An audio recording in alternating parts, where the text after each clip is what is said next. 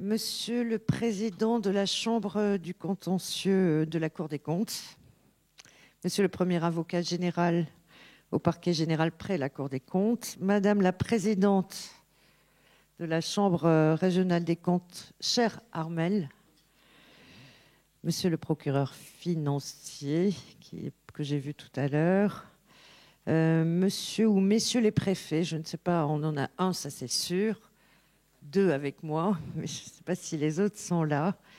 Les sous-préfets, mesdames et messieurs les élus, il y a notamment le président de l'association des maires du Loiret que je remercie, cher monsieur Mallet. Je salue évidemment les directrices et directeurs des services de l'État, à commencer par notre chère DRFIP, chère Isabelle. Et puis, vous tous, j'ai vu qu'il y avait la responsable de l'agence de l'eau, enfin, je n'ai pas vu tout le monde, mais soyez les bienvenus. Alors, je pense, chère Armelle, que cette réunion, au moment du 2e anniversaire de cette réforme du régime de responsabilité des gestionnaires publics, au fond, cette réunion, elle tombe à pic. Elle tombe à pic et donc je souhaite vous remercier, Madame la Présidente, d'avoir pris cette initiative, d'avoir monté la journée, on s'y est mis à deux, mais enfin, vous avez beaucoup œuvré et plus particulièrement, on peut dire que vous êtes l'artisan ou l'artisane de cette journée. C'est une initiative importante qui est ouverte à tous. Et ça aussi, c'était important. Ça n'est pas une journée qui est circonscrite aux fonctionnaires de l'État. Ah, voilà, notre procureur. Aux fonctionnaires de l'État, mais qui a été ouverte volontairement à tous ceux qui sont des décideurs publics. Donc, il y a ici des élus que j'ai salués tout à l'heure, des directeurs, des directrices. Il doit y avoir des responsables des chambres consulaires. En tous les cas, j'avais insisté auprès d'eux pour qu'ils puissent être présents. Et c'est très important pour nous tous, dans nos responsabilités, à la place où nous sommes, de bien comprendre ce qui a changé entre le moment où il y avait deux régimes, au fond. Il y avait un régime de responsabilité pour l'ordonnateur, un régime de responsabilité pour le comptable, et avec la réforme qui est intervenue par une ordonnance de 2022 et qui est entrée en vigueur en janvier 2023, on a changé tout ça. C'est deux régimes différents, si j'ai bien compris, mais moi je suis plutôt venue en position d'écoute pour sortir plus intelligente, plus riche que je ne serais entrée dans cet auditorium. Jusqu'à présent, avant la réforme, il y avait le régime des ordonnateurs qui relevait de la Cour de discipline budgétaire, et puis le régime des comptables qui, eux, avaient une responsabilité personnelle et pécuniaire.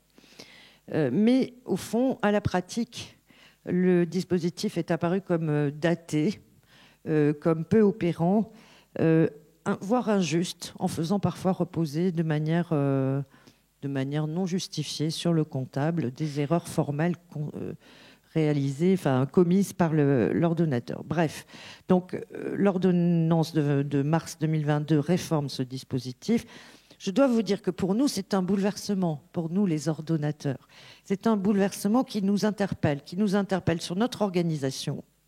Est-ce qu'on a bien pris la mesure des risques? Ou faut-il, à quel moment dans la chaîne de décision faut-il être vigilant? Est-ce qu'on a confié nos délégations de signature à bon escient? Est-ce qu'on a un contrôle interne qui est suffisamment robuste?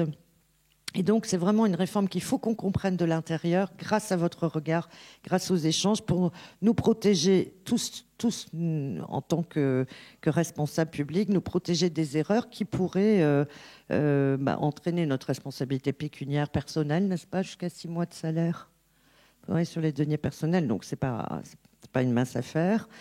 Bien saisir les enjeux et bien l'expliquer à nos partenaires.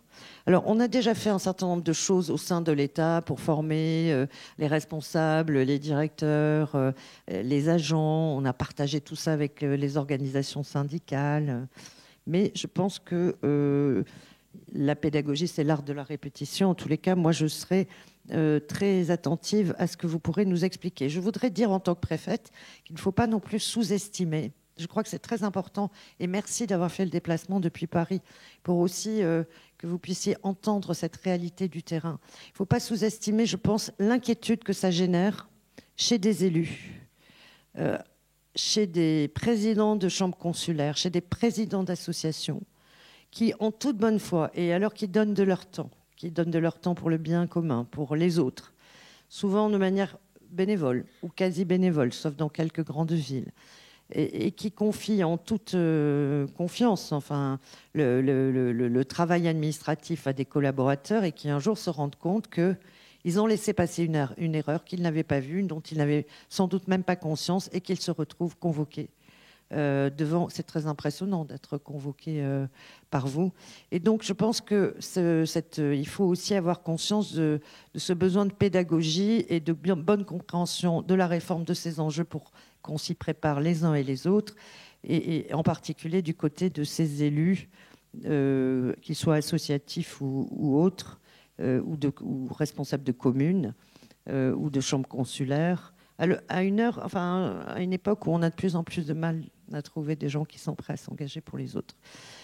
Voilà, donc voilà ce que je voulais dire. On a besoin de vos lumières, donc on vous est je vous suis très reconnaissante d'avoir bien voulu venir pour partager votre expertise. Nous avons besoin aussi de comprendre votre jurisprudence au-delà de l'ordonnance. Qu'est-ce qui va être considéré comme un préjudice significatif? Qu'est-ce qu'un manquement grave? Qu'est-ce qui n'est pas un manquement grave, etc.